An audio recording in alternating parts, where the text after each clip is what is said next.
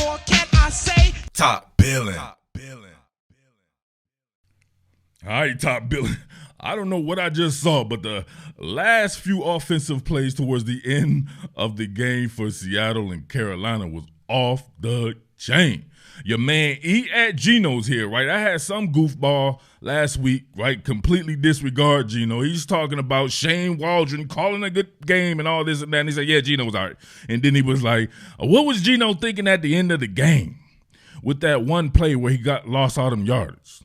Well, I'm thinking like he's probably thinking this right here. He's trying to make a damn play for his team. Like, no, I can't show this all the way through. They're going to get a content ID claim. They watching us, baby. They watching us there. But if you see right here originally, one of the worst tackles I've ever covered in college football, Stone Feet Forsythe is back being Stone Feet Forsythe, which he was last week too, but Geno covered up a lot of that there. But if you see right here, Geno having to have eyes in the back of his head, fertilized one man, and then Mr. Magoo or Houdini, Mr. Magoo, hold on, I said that. Houdini that bad boy right there, and then look at Geno right here. From way downtown off of his back leg across the field and bang! What did I just see? A rocket launcher to Tyler Lockett. What is going on out here? How did he do this? This is a long-ass throw, too, flat-footed. People are just seeing the throw and where it goes, but it's across the damn field. From outside the numbers to the logo. He's shooting from the logo like he's Steph Curry or Trey, whatever his name is in Atlanta. Trey Young. Come on, man. But look at this joint right here. Now look at this one here. 12 personnel. You got Noah Fant winged off going in motion here. He's going motion to post, and he's going to run pretty much a pseudo jerk route, right? Jerk back here to the inside. You get a streaming bang 8, right? Jake Bobo here, right? He feathers the clutch here, and then he bangs to that 8 real quickly, right? And there was a person last year by the name of Dennis Rodman Jr. himself, DK Metcalf, right, who had a kind of a play like this, and I remember thinking, you can see him slow play this, right? Look at him, vary the rhythm on this, and then he's going to shoot there, and Geno's going to put it up high. Look at him go and get it off the downstroke, right? He got up for the downstroke right here. Look at this right here. I remember I forget which game that was by DK Metcalf, and people would I want to say it was a Chiefs game, and people were getting on Geno, and I'm thinking, man, if DK Metcalf could have just came down with 2 feet on this one, at least he would have had a touchdown that somebody could say, look at that. Smooth criminal feet in that bad boy right there towards the end zone. Look at that right there, man. Tell me that ain't Michael Jackson with it right there. That's hard. Absolutely hard. I like that concept, though, with the jerk route. You see fan in motion right here, right? Take it in, jerk it back to the inside. That draws the attention here, and you got the cornerback. He's done, right? He was peeking inside right there as Jake Bobo's going to stream that bad boy on the 8. And then Geno put it up where only he can get it, and my man shows off those hops right there and then gets those feet down. Come on, man. What are we doing here? And, of course, in typical fashion, the shit that I hate, my man Charles Davis had to bring up his 40 time. Like, will you stop that shit? Nobody gives a fuck what his 40 time is now. He's in the NFL. You can stop talking about that. All it does is have dumbasses out there repeat it all the time. And then you see what this stuff says right here? It's funny. In racism. I'm tired of all this goofy shit having to deal with race. Having to hear this man get compared to every white receiver ever. People were talking about people that didn't even make sense to me. People was like George Halas and Steve Largent and all these people, Nick Buckets. People just going out of their way to compare this dude to every other white receiver and stuff like that. When he has he's comparable to a lot of other people than just that, man. I wouldn't bottle this guy in. He's a very talented guy in his own right, and he has that red zone threat right there where he's probably as good a 50-50 ball guy, if not better than DK Metcalf. That's a problem. That's something that, to me, the Seahawks have been missing. If you can add that element in, good night. And you know I had to do something on this one right here. You get a pull from Curhan here. Looks like you have Kenneth Walker in the game as well on an orbit motion. You get the ball to your boy Zach Charbonnet out here, the Punisher. That man's the Punisher because he be doing shit like this, right?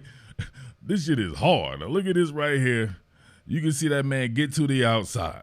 Now I already knew it was coming. He is not going out of bounds. That ain't happening. He going to like bang. I'm not sure if I've ever seen someone fly like that, right? Was that his soul flying right there? Let your soul fly. Look at my man right. He still hasn't landed. To this day, he still hasn't landed, man. I heard he landed in, what's that shit y'all got out there? The Puget Sound or some shit like that? Bang! Fertilized the man, sent that man to the shadow realm. Come on, man. What are we doing right here? Bang! You don't want to have that on your team. It was a few soft, sensitive Seattle sissies that were talking about they don't like how he lowers his pad level and digs into people. This shit right here is what you need. Look at him, man. He just exorcised this man's soul up out of his body. This man passed away in the air. Look, he passed away and bang. And then he revived himself right in the, let's do it. Won't you send me to Zombie Town? Won't you send me to? Come on, man. He got sent to Zombie Town.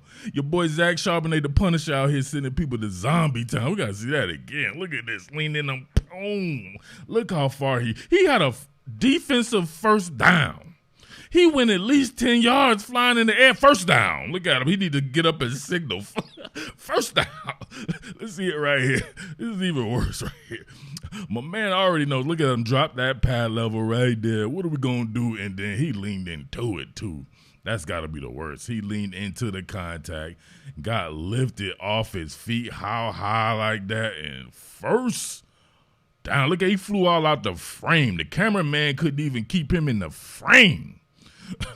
What? One more again. Boom. That's that physicality obviously Seattle would know about from that boy Beast Mode back in the day. Look at my man right. What's wrong with this leg right here? Come on, why it's sniffing out like that?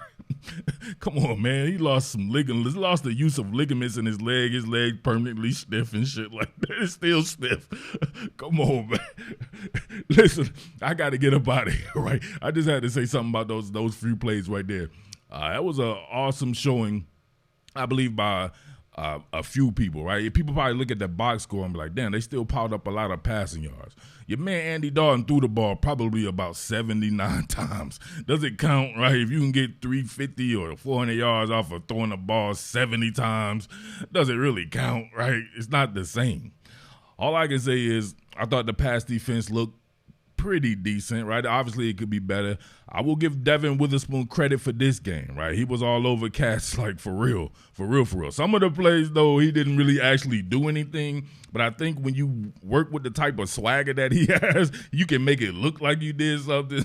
Like a lot of those passes were just drops, and then he would get up and be crunk like you knew and believe, and everybody would, you know what I'm saying, believe it, right? He can sell it really well, so he's definitely good for you guys' team. There's no doubt about that, and having him on the outside makes sense. On the inside, didn't make a damn bit of difference to me. To me, that's weird, right? On the outside, though, that's pretty dope. I can't wait to see him actually go against top-tier NFL receivers with top-tier quarterbacks throwing to him and on the outside and really see what he has there. But, man, so far so good, I would say, right? It's been a little bit of a mixed bag if you really analyze it there, but you would have to say that the kid does have a lot of talent there.